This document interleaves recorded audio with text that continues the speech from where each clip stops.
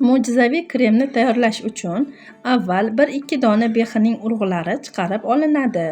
Urug'lar qulay kichik bir idishga solinib, 4 dona urug'ga 1 qoshiq suv solinadi. Keyin og'zi berkitiladi.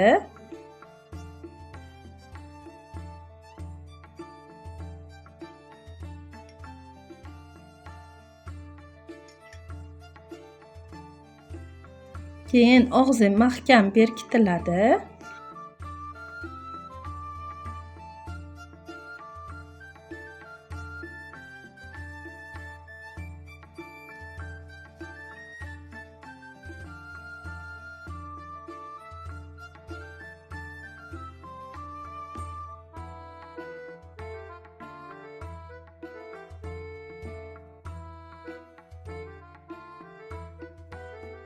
Idish sochiqqa o'ralib, qorong'u joyga 1 kunga olib qo'yiladi.